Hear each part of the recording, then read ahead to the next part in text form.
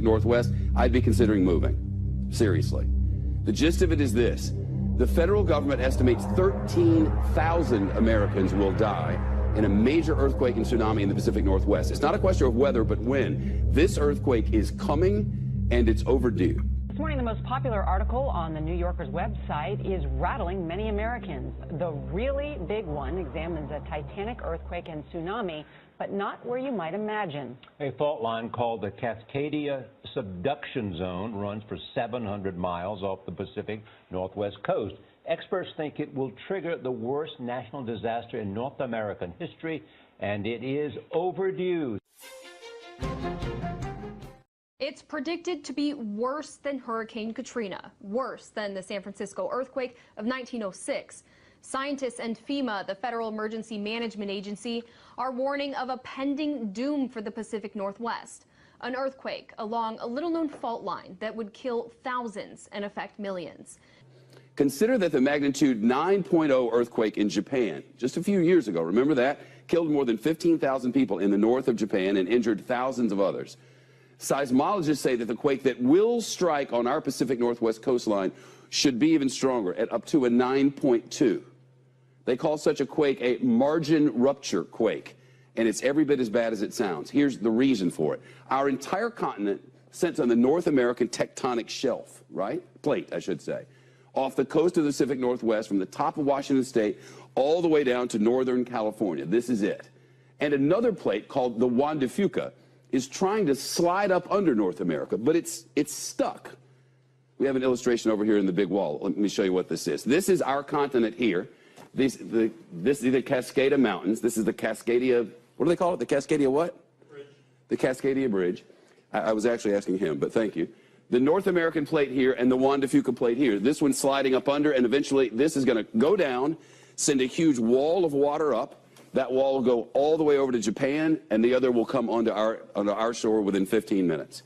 And when it slips, it will unleash not only a colossal earthquake, but also that tsunami, 700 miles long, and in some places up to a 100-foot high wall of water and whatever it's pushing, like houses and dump trucks and schools. Thousands and thousands will not escape. The New Yorker quotes a FEMA official who says, and I quote, "Our operating assumption is that everything west of Interstate 5 will be toast." Everything west of Interstate 5 is gone. That's Seattle, Tacoma, Portland and Olympia, Salem and Eugene, wiped out. Altogether about 7 million people. That's not including tourists. So think of summertime. The New Yorker reports that FEMA calculations indicate the disaster will damage or destroy about 1 million buildings, including 3,000 schools and 1/3 of all fire stations. And perhaps the worst part of all of this, these sorts of earthquakes happen at regular intervals in exactly this part of the world, have forever. On average, according to seismologists, about every 240 years. So when was the last one of these massive 9.2 or so earthquakes? Well, the last one was more than 300 years ago, the year 1700. It struck in the Pacific Northwest and sent a 600-foot wave of water all the way to Japan. So right now, on average, the Pacific Northwest is decades overdue for the really, really big one.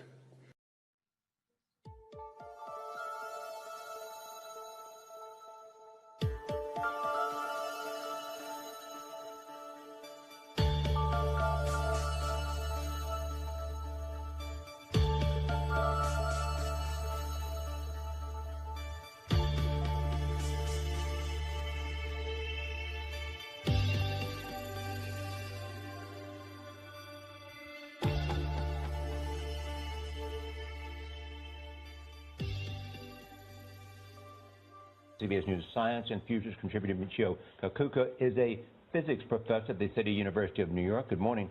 Morning. So it's overdue. When will it might come? Well, this is the mother of all earthquake faults.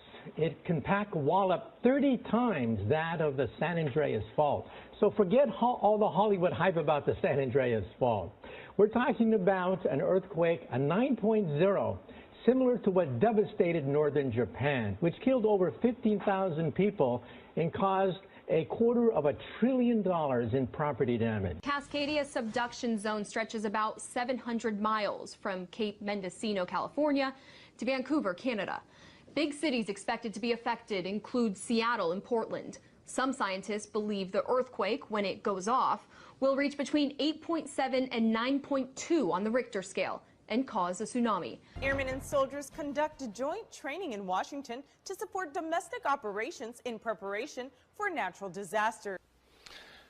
As president of the Portland Post of the Society of American Military Engineers, I felt a real need, a real desire to mobilize engineers to help better prepare our region for a Cascadia earthquake. Army and Air Guard elements successfully operate in a joint mission environment. The only way to move supplies and support to stranded residents in need after such an event would be by air. It's really great to see the state move in a direction of supporting domestic operations at this level. It allows us to really be much more dynamic and respond to the state and to our community.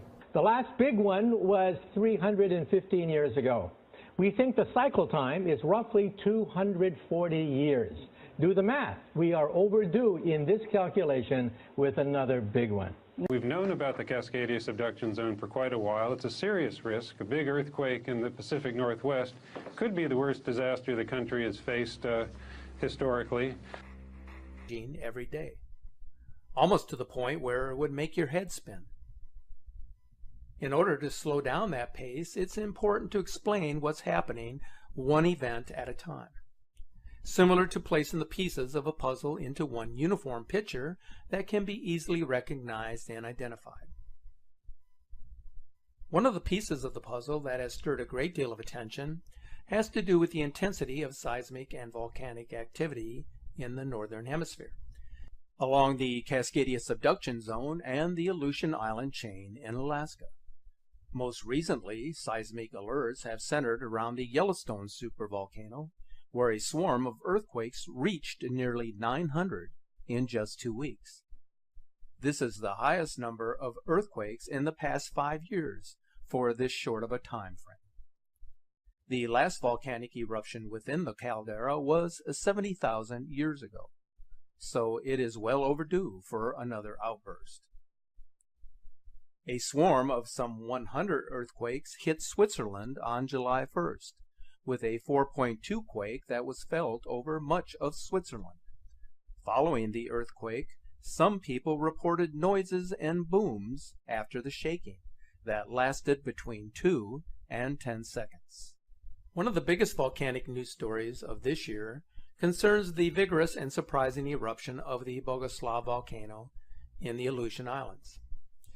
The volcano produced a large explosive eruption followed by a series of explosions on almost a daily basis. Some of these explosions have reached as high as 35,000 feet into the atmosphere. The highly explosive nature of these eruptions is likely rooted in the interaction between the new magma that is reaching the surface and the abundant seawater that it meets when it erupts. That water can quickly flash to steam and help fragment the magma into ash, thus adding to the explosivity of the eruption. This image shows how the continuous eruptions at Bogoslav have demolished much of its Aleutian Island home.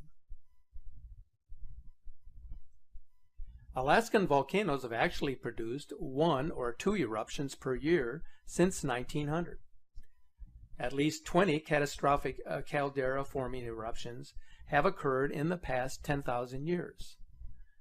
The awesome eruption of 1912 in the Katmai National Monument is the most recent. Alaska normally records 3,000 quakes monthly, but now seismologists have already reached the monthly average in just 10 days. This unusual sequence comprises, among others, 3 earthquakes larger than magnitude 6, 7 larger than magnitude 5, and 50 larger than magnitude 4. The highest number of quakes recorded statewide to date came in 2014, when more than 40,000 were detected, an astonishing number. Mount St. Helens is one of those volcanoes that is unsettled in 2017, resulting in an earthquake swarm.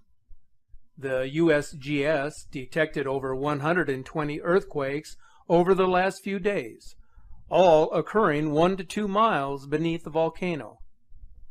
Here's a look back at the shocking devastation left in the wake of the Mount St. Helens eruption on May 18th of 1980.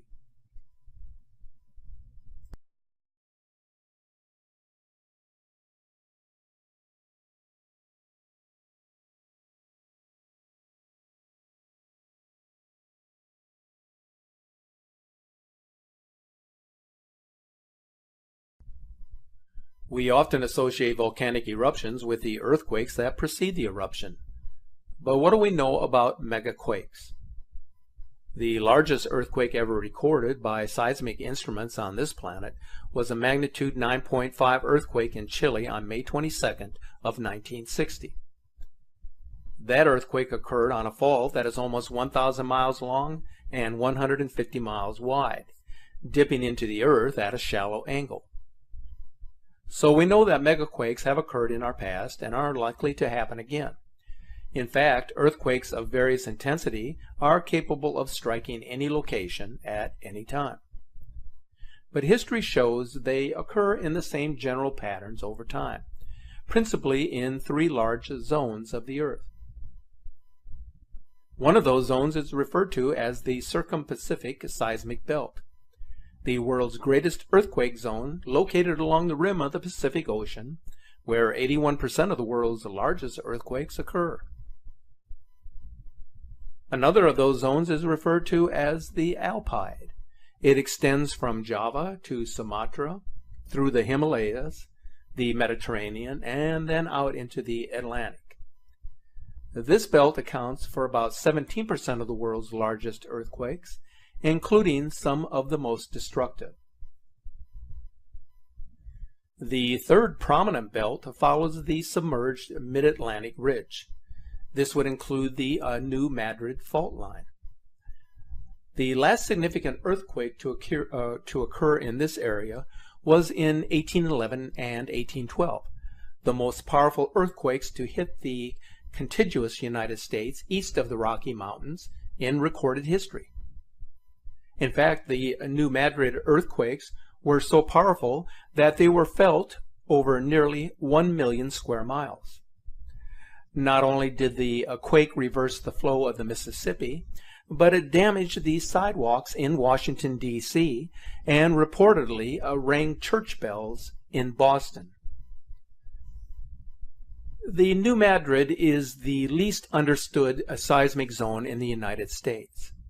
It has often been said that another major earthquake in this zone represents a towering threat for which the central United States is almost entirely unprepared. I'm sure you've heard of the expression that if an earth-shattering catastrophe were to occur, that California would eventually fall off into the ocean.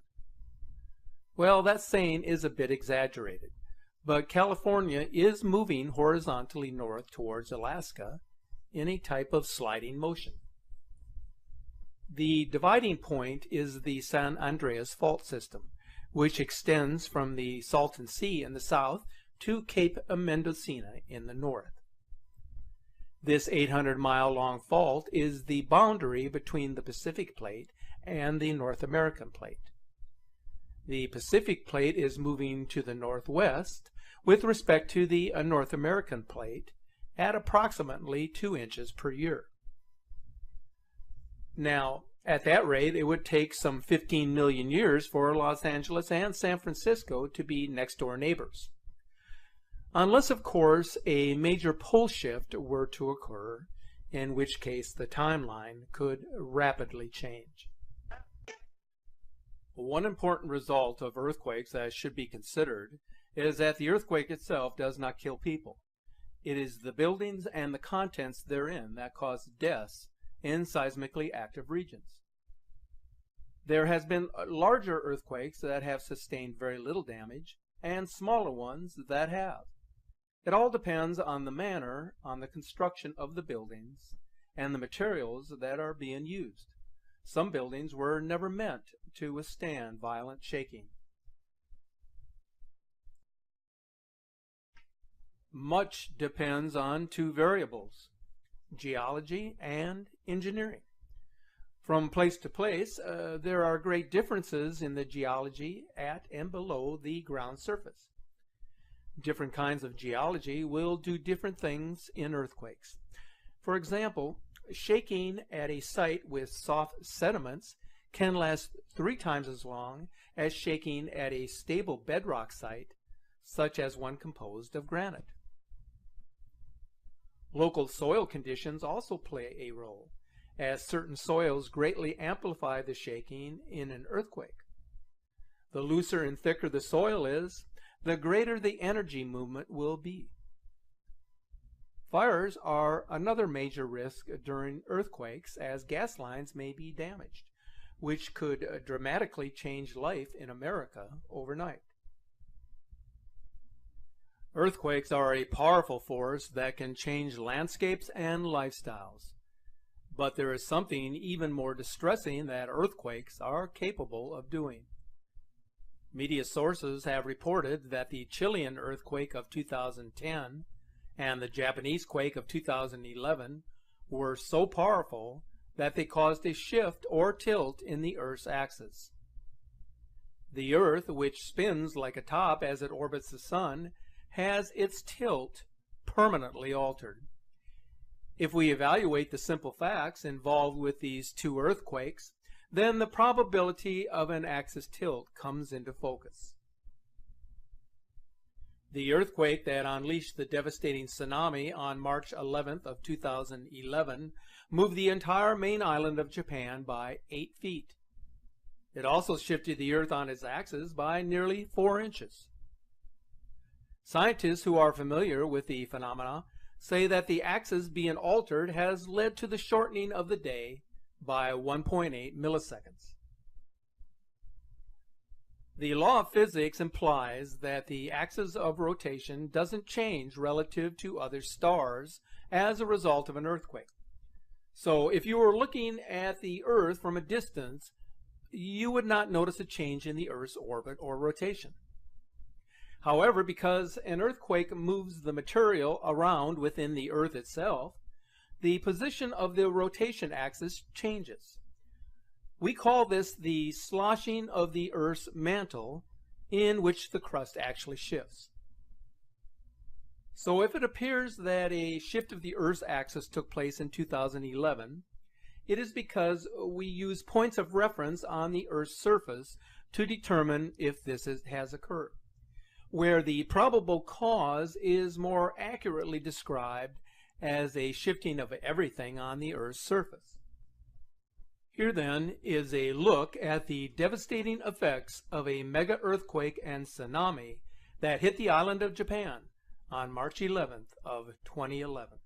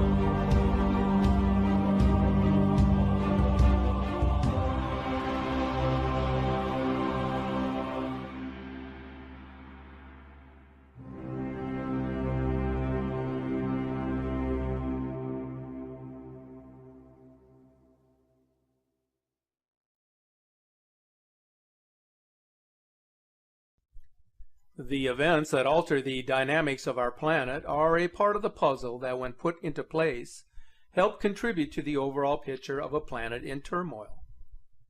But there are other pieces of the puzzle that are not so easy to identify or to put into place. One of those pieces has to do with the unexplained wave anomaly that is originating from Antarctica. This activity is quite apparent if you examine the recent morphed integrated microwave imagery, as shown here. In April, the same type of activity and patterns were being produced from the same region. Due to the coordinates from which the anomaly seems to be originating, many believe that the waves could, to a certain extent, be linked to the Princess Elizabeth Station. The station is situated at the base of figures that resemble pyramids. You might have heard a while back about a report, although controversial, that former astronaut Buzz Aldrin, who had recently visited Antarctica, had tweeted a photo of a pyramid, explaining in his own words that evil is here. So what did he mean by his Twitter statement? His words were removed shortly after they were posted. It appears that yet another mystery seems to be originating from the South Pole that has yet to be explained. Take a look at this screencast from May 25th. If you look to the left of South America on this map, you will notice that the waves appear to be emanating from Antarctica and moving out into the Pacific Ocean. If you follow the pattern of strange anomalies here, then it certainly looks like something is happening that none of us can fully explain. But as I have indicated many times, the truth is out there. We just have to search for it, and one day, very soon, hopefully, we will find it. If you follow these strange anomalies happening in our sky recently, then you will understand that our atmosphere is changing dynamically. What may have been the norm many years ago is no longer true today. A perfect example of the changes happening in our sky comes from Borneo, and it has to do with light pillars. These anomalous pillars, which appeared over Borneo on June 22nd, are extremely rare. They are normally found in one location, the polar region, where light reflects off the mirror-like surfaces of ice crystals. Borneo benefits from year-round temperatures averaging 32 degrees Celsius, or roughly 90 degrees Fahrenheit, with a relative humidity of around 80% for much of the year. So how is it possible for ice crystals to form here? Even actors who had this photo from February 26th, and he wanted to finally share it with our followers. It's a fairly remarkable capture of a planetary body that was briefly seen in the southeastern sky on that particular night. Now, as you may be aware, on that date, both Venus and Mars were located in the west-northwestern sky well above the horizon. Both were very visible, especially Venus, which was resembling the Star of Bethlehem with its extreme luminosity. Many of you commented how peculiar and strange Venus was looking before it transitioned to becoming the morning star sometime in March.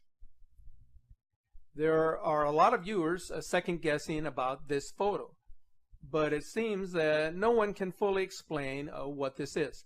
So I thought I would just get this out to you. You can go over to our Facebook page and follow the comments on this, as it really has garnered a lot of attention, as do all mysteries that are difficult to explain.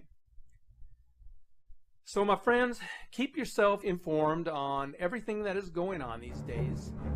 Don't just rely on what the mainstream media or others may tell you. Investigate for yourself. That is the surest way to get the information that you will need going forward. In the meantime, stay safe, be aware of your surroundings, and keep looking to the sky.